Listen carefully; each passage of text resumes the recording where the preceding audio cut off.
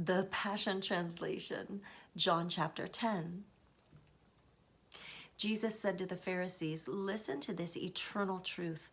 The person who sneaks over the wall to enter into the sheep pen rather than coming through the gate reveals himself as a thief coming to steal.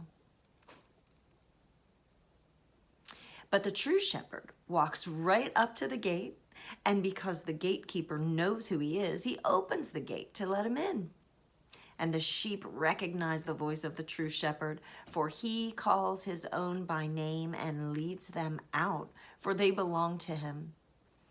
And when he has brought out all his sheep, he walks ahead of them, and they follow him, for they are familiar with his voice. But they will run away from strangers and never follow them because they know it's the voice of a stranger. Jesus told the Pharisees this parable even though they didn't understand a word of what he meant.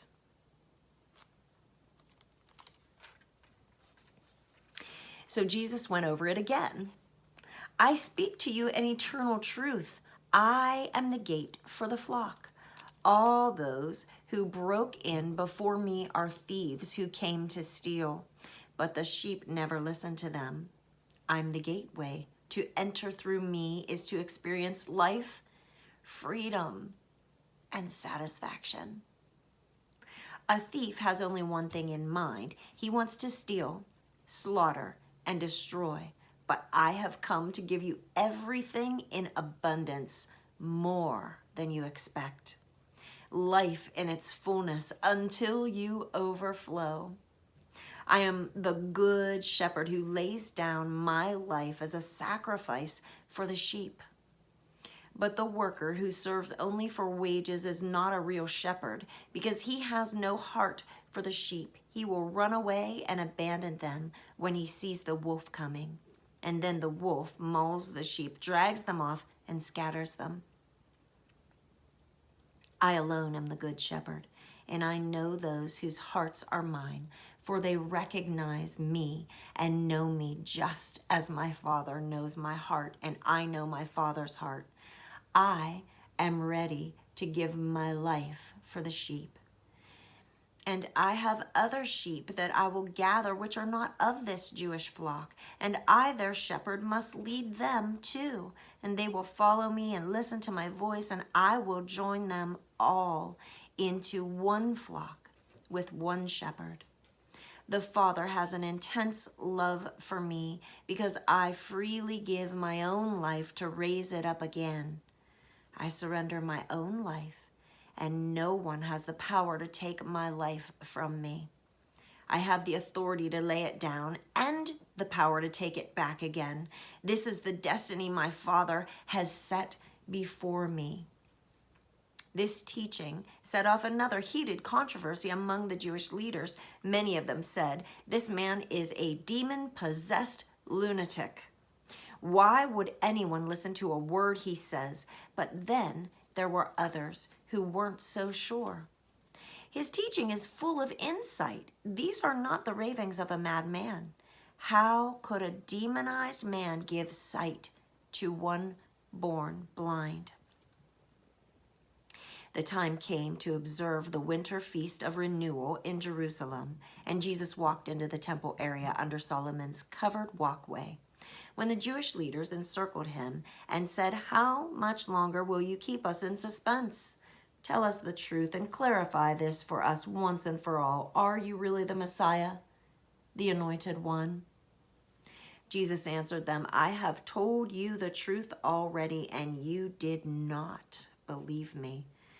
The proof of who I am is revealed by all the miracles that I do in the name of my Father. Yet you stubbornly refuse to follow me because you are not my sheep.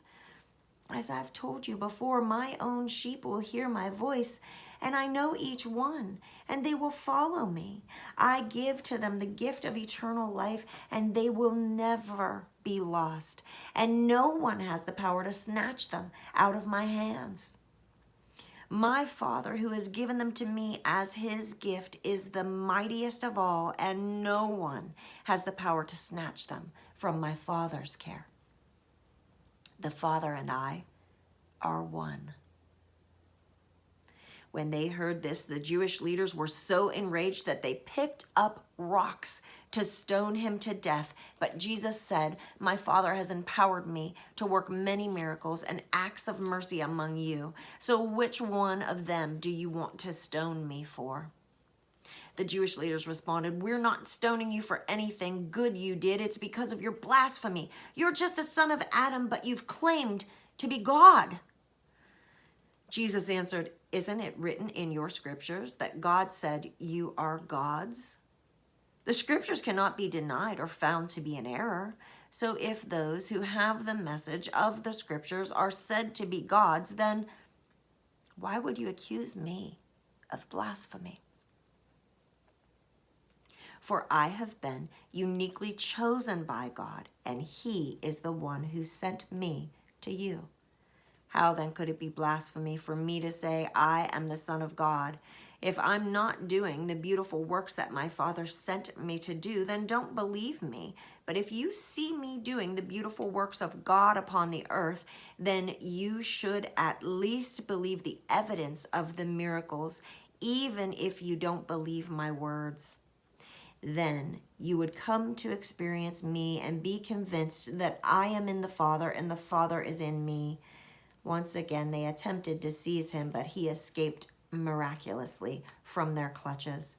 Then Jesus went back to the place where John had baptized him at the crossing of the Jordan. And many came out to where he was and said about him, even though John didn't perform any miracles, everything he preached about this man is true. And many people became followers of Jesus at the Jordan and believed in him. And this concludes John chapter 10 in the Passion Translation.